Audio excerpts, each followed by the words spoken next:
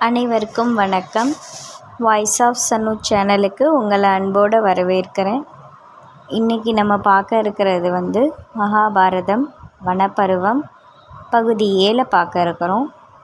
பாண்டவர்கள் 4 திரௌபதியும் தீர்த்த யாத்திரையை கிழக்கு பகுதியிலும் தெற்கு பகுதியில் முடித்து கொண்டு மேற்கு கடற்கரை மார்க்கமாக விருஷ்ணிகள் வாழும் இடத்துக்கு அருகாமையில் இருக்கிற பிரபாச அப்படின்ற இடத்துக்கு போய் கொண்டிருந்தாங்க.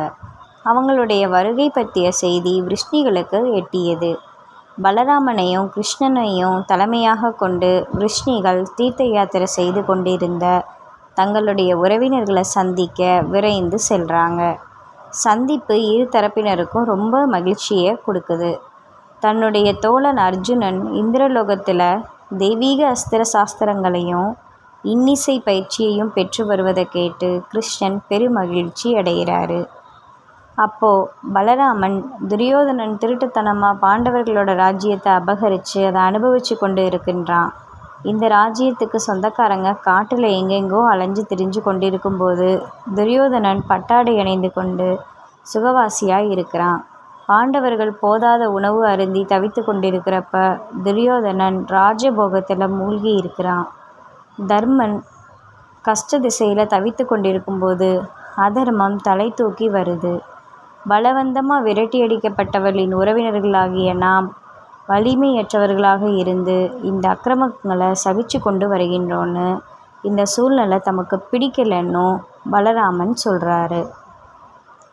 பலராமன் கூறியதை கேட்ட சாத்தியக்கி கோபத்தோட, கௌரவர்கள் செய்யும் அனைத்து செயலுக்கும் நான் அனுமதி தருவது சரியாகாது. கொடுமை வாய்ந்த கௌரவர்களை அறவே தோற்கடிக்கும் வல்லமை விருஷ்ணிகளிடத்தில் இருக்குது. நாம் படையெடுத்து சென்று அபகரிக்கப்பட்ட ராஜ்யத்தை மீட்டெடுத்து அபிமன்யுவை அதுக்கு தற்காலிக மன்னனாக நியமித்து வைப்போம்.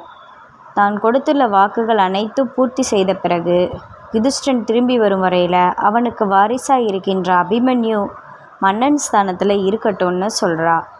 கிருஷ்ணர் புன்னகையோட, பாண்டவர்களுக்கும் நமக்கும் உள்ள உறவு யாராலும் அழிக்க முடியாது.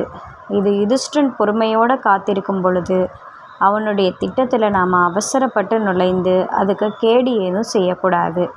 அவருக்கு நாடாள்வதை விட மேலானது சத்திய விரதம். இப்பொழுது அவர் வலிமையற்று இருப்பவர் போல தென்படுகிறார். ஆனால் தக்க காலம் வரும்போது அவர் திறமையை வெளிப்படுத்துவார். அப்போது நாம் அனைவரும் அவரோடு சேர்ந்து கொள்வோம்னு சொல்கிறாரு. யுதிஷ்டனுக்கு ரொம்ப மகிழ்ச்சியாக இருக்குது. ஏன்னா அவனோட எண்ணத்தை கிருஷ்ணன் சரியாக புரிஞ்சு கொண்டிருந்தான். விருஷ்ணிகளோடு சிறிது காலம் உறவாடிய பிறகு பாண்டவர்கள் பிரபாசை விட்டு புறப்பட்டு வடதிசை நோக்கி நகழ்கிறாங்க.